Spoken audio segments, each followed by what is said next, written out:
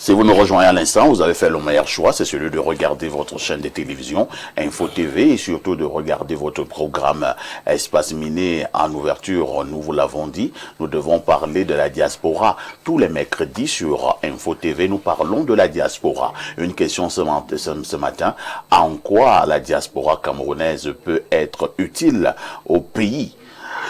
Je passe d'abord la parole à Simon-Pierre Mayen et Sommet. Simon-Pierre Mayen, de temps en temps, ils sont nombreux qui pensent que cette diaspora ne nous sert à rien. D'autres rétorquent faux. La diaspora est importante. Entre-temps, avez-vous l'impression que cette diaspora est vraiment importante pour notre pays? Et maintenant, si c'est le cas, en quoi elle peut être utile au pays? Il faut d'abord dire que concernant l'actualité, quand on essaie de regarder quand même tout ce qui se trouve à l'extérieur, tout ce qui forme cette diaspora, on va se dire qu'il y a quand même matière à s'interroger dans un premier temps. Parce que vous essayez d'imaginer que dans la plupart des cas, cette diaspora aujourd'hui est en train de prendre une autre orientation qui en réalité ne peut pas apporter quelque chose de plus au niveau du Cameroun.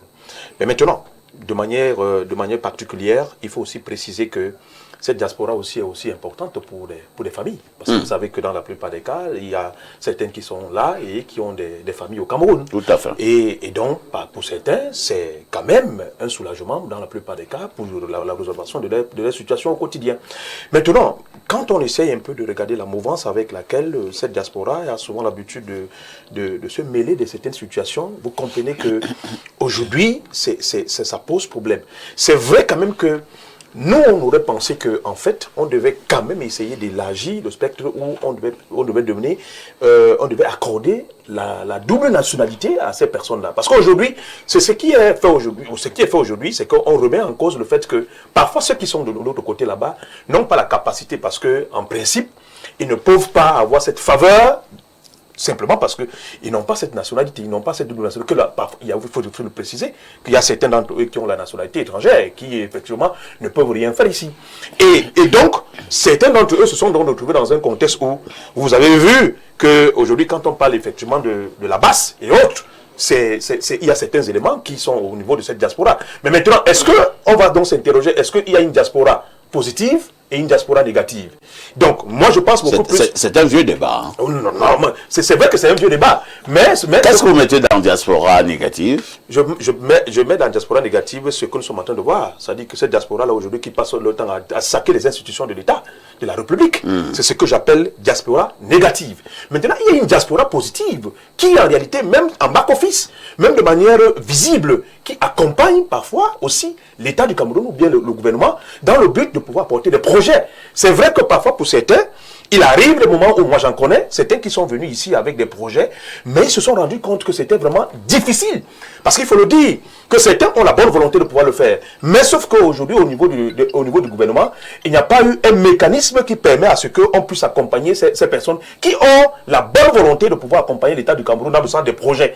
Donc du coup, je pense que dans la logique, le gouvernement ferait mieux de trouver ou encore de créer une politique qui va permettre à ce que cette diaspora positive, pas négative, comme je tentais de dire tantôt, pour pouvoir essayer d'implémenter cette politique-là au niveau du terrain et qu'on ressente que cette diaspora-là a quand même ou apporte quelque chose de plus au niveau du Cameroun et non ce que nous sommes en train de voir de part et d'autre qui sont là, certains qui sont là pour saquer les institutions de l'État. Professeur Noubissier, en quoi la diaspora peut être utile au Cameroun? La réponse immédiate, M. Parfaïsi, c'est qu'on peut dire en tout. Vous savez, le développement d'un pays nécessite de conjuguer avec toutes les forces vives, avec toutes les énergies, avec toutes les découvertes, avec toutes les idéologies, avec toutes les innovations.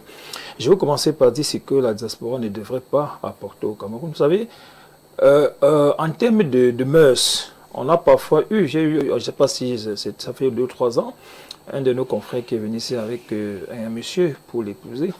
Il y a des choses que nous n'acceptons pas dans notre contexte en tant qu'Africains, en tant que Camerounais, qui nous apportent ce qui peut aller dans le sens d'améliorer nos conditions de vie et non dans le sens de détruire nos mœurs. C'est en ça ou en cela que cette diaspora ne nous sera pas utile. Mais elle nous est utile à tous les niveaux, sur le plan de l'enseignement, sur tous les plans. Je vous fais une confidence. Quand j'étais en France en 2010, et j'ai suivi un reportage à la veille de la Coupe du Monde de 2010. Les Chinois ont envoyé 23 entraîneurs chinois suivre une formation pour améliorer les performances de l'équipe. C'est de cette forme de diaspora que nous avons besoin. C'est-à-dire que ceux qui vont là-bas, ce qu'on appelle dans le jargon universitaire, le transfert de compétences, on en a besoin. Dans un monde qui est tellement dynamique, qui évolue à une vitesse de croisière, on a besoin d'être au parfum de ce qui se passe là-bas, de ce qui constitue la marque indélébile du développement d'ailleurs, qu'on essaie de voir comment ça peut être ici. Le co-panéliste l'a bien dit. On a tendance à croire que quand on va prendre ces compétences ailleurs et qu'on veut bien les implémenter ici, on a une résistance à la camerounaise. Et la question est là, M. Parfait, ici. Permettez-moi d'être un peu au sujet. Pour une fois, la question que vous posez est celle qui taraude nos esprits. Est-ce qu'on devrait même quitter notre pays? C'est vrai qu'à la base, l'être humain est nomade. Il aime se déplacer, il aime découvrir, il aime voyager, il aime explorer. Mais est-ce que cette question, moi, je l'ai posée, ça fait 2 jours. Comment comprendre que l'Afrique soit le continent le plus riche et que l'Afrique abrite les populations les plus pauvres?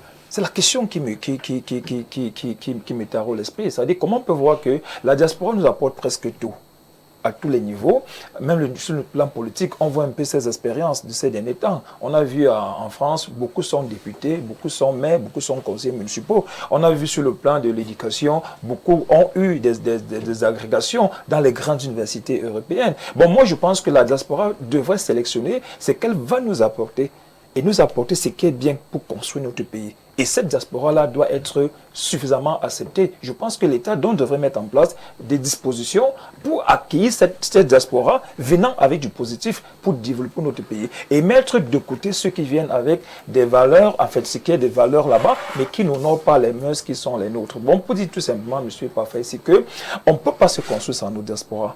Elle a besoin d'abord d'être acceptée à ce niveau, c'est-à-dire au niveau national. Et nous avons également besoin de faire le tri de ce qu'ils nous apportent. Parce que si nous ne faisons pas le tri de ce qu'ils apportent, à un moment donné, on va être égaré. Même si on le dit si bien, nous sommes depuis 1999, depuis 2000, passé à ce qu'on appelle le village planétaire. Bon, on ne devait même plus parler de diaspora et de non-diaspora. On devait être dans un monde où les échanges se font dans le but d'améliorer les conditions de vie de tout le monde. Tout en sachant que depuis le 31 décembre 1999, le monde étant devenu globalisé, on est devenu citoyen du monde. On avait maintenant, l'être humain est citoyen du monde, c'est-à-dire quoi? On ne devrait plus voyager avec des visas. Mais on se rend compte que nos conditions ne sont toujours pas bonnes et je pense qu'il y a donc des volets sur lesquels il soit attendu, le volet de la santé. C'est vrai qu'il y a des réalisations. Moi, je parle en tant que quelqu'un qui est sur le terrain. Il y a beaucoup de réalisations dans le domaine de la santé, dans le domaine de l'éducation. Mais il va falloir que nous puissions voir comment avoir des infrastructures ou encore des plateaux techniques concurrents pouvant également nous permettre de nous perdre dans un pays où quand tu es malade, tu te poses des questions. Vas-tu aller ou pas à l'hôpital? Parce qu'à un moment donné, on peut être victime de n'importe quoi dans nos hôpitaux. Bon, pour dire que cette diaspora devrait beaucoup plus capitaliser sur le transfert des compétences. Il faut ramener ce qui peut être utile. Il faut même se faire former dans les domaines qui peuvent vraiment nous être utiles au Cameroun. Parce que si on se forme dans des domaines qui ne sont pas encore relayés au niveau national, on aura du mal à se faire recruter ici au Cameroun. Bon, on se forme dans l'optique de dire, comme moi, quand j'allais faire ma formation en psychologie, je savais très bien que la psychologie ne prospérait pas au niveau auquel elle est aujourd'hui. Ce qui fait que quand je suis rentré, j'ai été recruté et j'ai formé pas mal de Camerounais dans ce sens-là. Bon, ramenons ce qu'on n'a pas au Cameroun et ce qui peut impulser le développement et ça sera une plus-value pour le développement de notre pays. Merci, professeur, pour ces éclairages. Gilles Brice Ngaba, cette diaspora qui régulièrement nous envoie un peu d'argent pour nos deuils, un peu d'argent quand nous sommes malades, un peu d'argent quand nous sommes fauchés. Est-ce que cela est suffisant?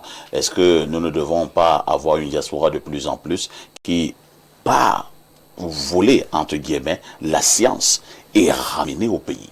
Justement, je crois que le professeur a évoqué quelques pans de mon intervention.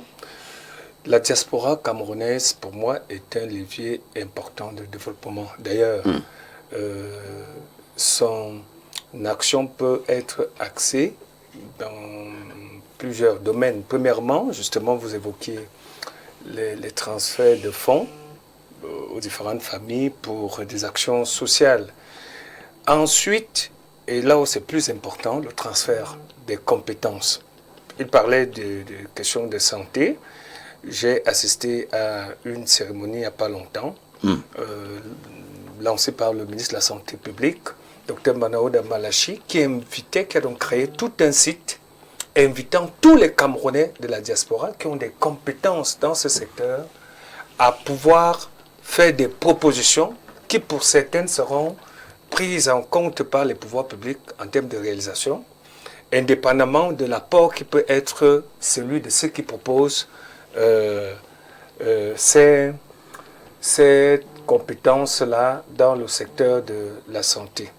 Ensuite, au niveau de l'entrepreneuriat, vous savez, et le développement du pays, nous disons que nous produisons ce que nous ne mangeons pas et nous mangeons ce que nous ne produisons pas. Ce qui est dangereux. Ce qui est d'ailleurs dangereux. Au niveau de la promotion des entreprises, la diaspora peut permettre que nous mettions sur pied de véritables entreprises de transformation de produits locaux pour que nous ne soyons pas à, comment on dit ça, importer des produits qui sont pour certains même parfois impropres à notre santé. On a suivi quelques communiqués du ministre de la Santé, du ministre du Commerce, qui retirait certains produits impropres à la consommation du marché. Donc, en réalité, si ces produits-là avaient été produits, la conséquence positive des entreprises mises sur pied par nos frères de l'autre côté, sur le plan local, je crois que ça peut apporter. Et je souhaite vraiment qu'on évacue les questions d'ordre politique que le premier intervenant a évoqué sur le plateau. Vous pensez que ce que vous êtes en train de relever là peut se faire sans l'aval du politique? Justement, j'étais en train de dire que les pouvoirs publics doivent créer donc des passerelles permettant à cette diaspora de venir se mouvoir. Mais apparemment, ces pouvoirs publics-là, ils fonctionnent comme des gens qui disent « ça ne nous concerne pas ». Ça ne nous concerne pas parce que justement, on a mis en exergue le volet politique auquel il faisait allusion. On parle de base, on parle...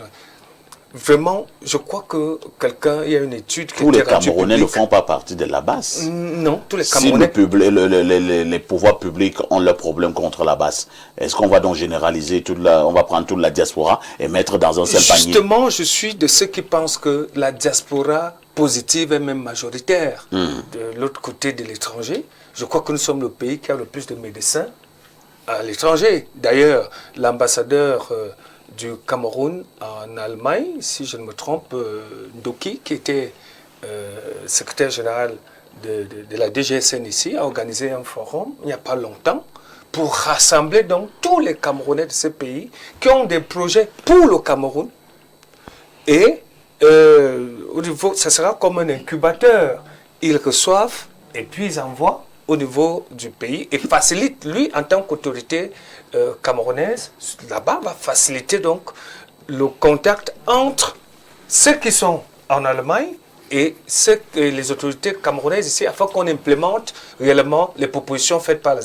Donc, pour moi, la diaspora est un levier capital pour le développement de notre pays, surtout qu'aujourd'hui, on parle de ressources financières qui ne sont plus facilement mise à la disposition du grand public. Cette diaspora-là, de par les relations dont elle dispose, peut mobiliser un certain nombre de bailleurs de fonds, bailleurs en termes de ressources humaines, bailleurs en termes pour que le Cameroun se développe. Donc pour moi, c'est un levier important pour le développement du Cameroun. La diaspora est donc un levier important pour le développement du pays. Maïmouna,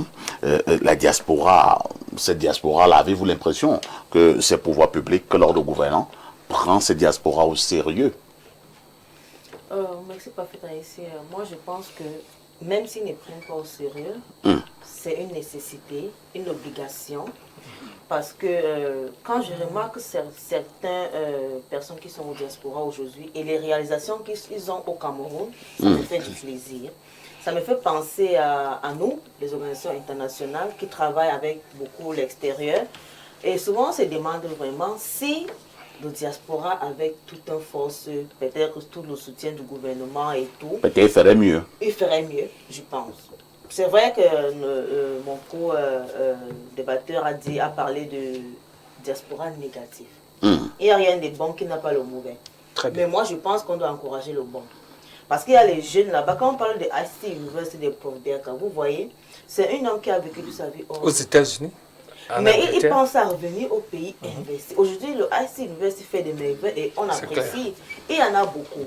Mais c'est vrai aussi que le côté négatif, c'est un peu politique et tout, qu'aujourd'hui, au lieu de nous amener les solutions politiques, on nous ramène des frigos, des télés gâtées et tout, et reste au réseau une brocante sale et tout ça. Pour prêcher de là où le gouvernement a manqué. Le gouvernement en manque beaucoup, économiquement, socialement, parce que le diaspora ne réagit pas assez.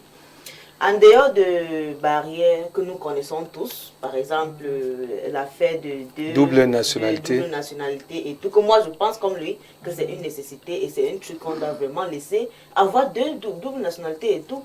Mais je pense que ce qui est important ici, c'est le développement du pays. Nous, dans le secteur de l'environnement, on découvre de jour en jour le danger qu'on fait face. Parce qu'un jour, c'est qu'on dort et on se lève, il n'y a même plus le monde. Tout est détruit. Mais les diasporins ou les gens qui sont hors du pays ont de meilleures solutions.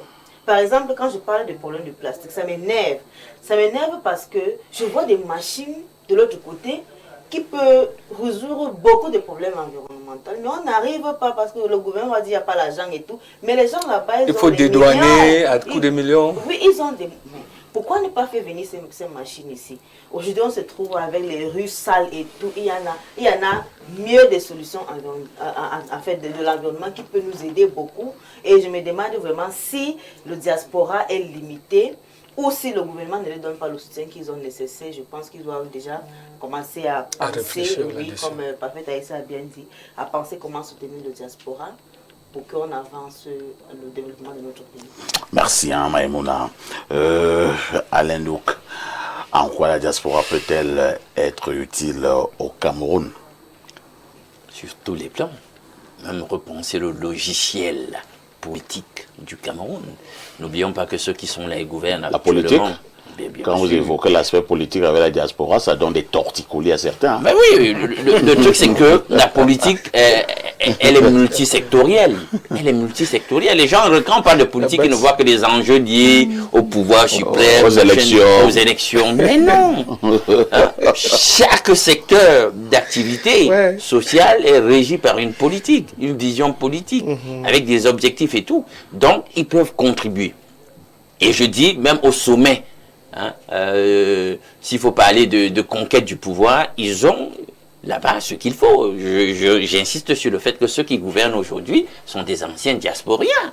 Donc, et il se dit même d'ailleurs, sous cap, et parfois même de façon ouverte, que plusieurs parmi ceux qui sont au sommet ont des doubles nationalités, non assumées, ou alors invisibilisés, mais qui sont là, d'autres passeports. Vous en connaissez certains?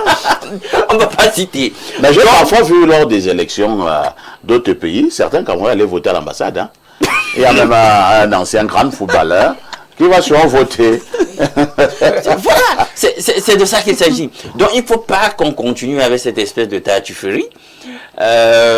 Il faut s'assumer et mettre le pays dans son temps. On est une ère où on ne va pas rester se faire régir par des dispositifs d'ordre juridique et politico-administratif de 1960-67 là-bas. C'est pas sérieux quand on tient compte du contexte dans lequel on a légiféré en ce sens. C'est pas correct. Donc il faut se mettre dans son temps. Alors la diaspora, comme je l'ai toujours dit, quand on parle des diasporas les plus qualifiées, on cite les nations africaines et le nom du Cameroun caracole avec les plus grandes nations d'Afrique sur ce plan-là. Alors quel paradoxe de transfert de compétences, de réaliser que de lumière nous avons dans le Conseil des Nations africaines, au niveau de la matière grise, on regarde au pays, on essaye donc de faire le rapprochement. Une adéquation est recherchée entre ce que nous donnons comme signal pour ce que nous avons à donner sur le plan intellectuel et la situation du pays. Il n'y a rien de reluisant. La dynamique n'est pas bonne. Hein? Le pays est exsangue. Or, il y a des gens qui ont la matière pour venir impulser tout. Depuis le primaire jusqu'au tertiaire, pour donner un autre visage au pays. Et on voit comment, rien que sur des considérations totalement politiciennes, on les camisole, on ne veut pas qu'ils s'épanouissent, on ne veut pas libérer le potentiel. On ne veut pas libérer la bête. C'est ça le problème. C'est là où donc nous en sommes aujourd'hui et ça ne fait de bien à personne, sinon à ceux qui veulent le pouvoir perpétuel. Donc, chacun des fils de la nation a quelque chose à donner. C'est pas parce qu'on a quitté le triangle national qu'on n'a rien à donner. Il faut cette sécularité. Qu'ils se sentent Camerounais, ils sachent qu'ils peuvent passer d'un bord à l'autre sans histoire. C'est déjà ça au moins le début. Que leur voix soit écoutée. Alors, vous allez regarder, des gens font, nos compatriotes de l'autre côté font des grandes études en ingénierie. Allez en Allemagne, vous allez voir ce que les Camerounais sont capables de faire. Moi, j'en connais un qui travaille chez BMW, qui n'est pas n'importe qui. Hein? En 2017, on nous parlait déjà d'une industrie de montage automobile. Je ne sais pas où nous en sommes. C'est vrai qu'il y avait un des volets qui concernait une usine de montage, c'était chinois, etc. On a des compétences, c'est-à-dire que pour le compte du Cameroun, labellisé Cameroun, des gars qui peuvent rentrer et venir faire le job. Oh, est-ce qu'on parle encore de ce projet-là? Je pense que c'est lettre morte. Je dis dans tous les secteurs, si vous allez en médecine, il faut cette sécularité. Que nos professeurs, nos docteurs, je voyais encore un documentaire sur Rocha Toudé, dans une discipline au sommet dans la médecine, on trouvait un Camerounais, lui il est déjà installé là-bas. Il épousait une Russe. Et voilà. Or, on a comme ça, à l'appel, des gens qu'on pourrait faire rentrer. Non seulement ils vont enseigner pour mettre à niveau les jeunes générations sur les standards les plus élevés du monde, hein, des grandes puissances, et puis eux-mêmes seront là, à pied d'œuvre pour apporter dans les hôpitaux ce qu'ils ont à donner, etc. Le pays est encore en friche, on peut dire comme ça. Tout est à faire ou à refaire. On a du potentiel apprécié, utilisé ailleurs, et on utilise, et nous-mêmes ici, on ne s'approprie pas le potentiel en question. C'est ce qui est donc dérisoire dans l'affaire et lamentable. Donc il faut qu'on... et tu sais bien que là, la décision doit être prise quelque part au sommet, il faut libérer. Et maintenant, eux aussi, qu'ils se disent, je sais qu'il y a déjà des contributions domestiques, parce que plusieurs familles survivent ici, hein, et s'en sortent en raison des contributions de leur diaspora. Et quand on évalue les transferts de fonds, etc., on sait que c'est quelque chose, même dans cette condition de frustration. Quand on évalue en termes statistiques la contribution au PIB, on se dit, voilà, on trouve que c'est à 4% par là. C'est quelque chose, même dans cette situation de crise, hein, et de frustration généralisée de cette diaspora-là. Imaginez donc qu'on lâche la bête, qu'on libère le potentiel, ce que ces gens feraient. Écoutons simplement leur voix. C'est tout ce qu'il faut faire et mettre en branle les mécanismes qui permettent qu'ils s'expriment le mieux, qu'ils contribuent le mieux, c'est tout. Nous repartons du côté de notre messagerie. Et là, nous sommes au niveau du 225, c'est la Côte d'Ivoire. Bonjour, Saint-Parfait. Waouh. J'espère que tu vas bien avec tes panélistes.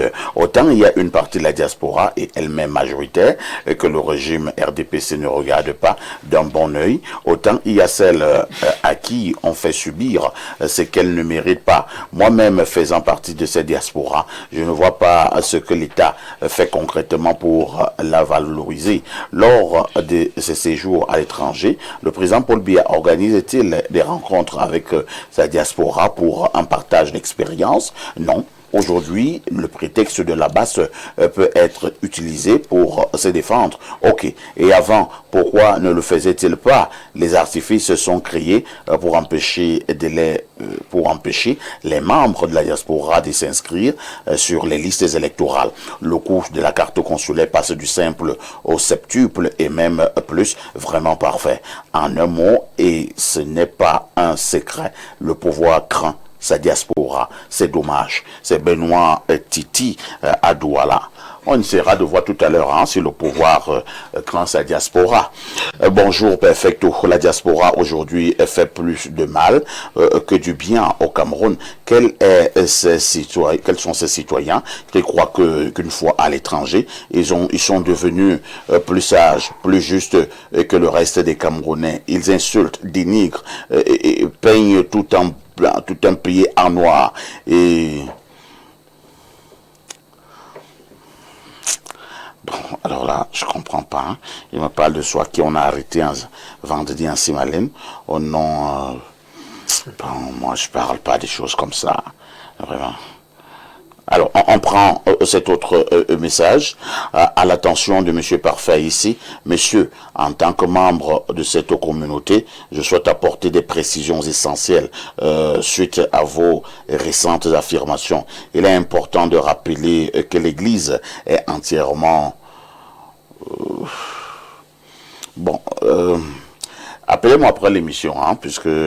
vous donnez un certain nombre d'éléments là, mais comme moi je ne peux pas vérifier, je ne peux pas lire votre message. Apparemment vous êtes membre de ça. Il a dit qu'il est membre de cette communauté. Vous êtes membre de cette église. Appelez-moi après l'émission, on va essayer d'en discuter.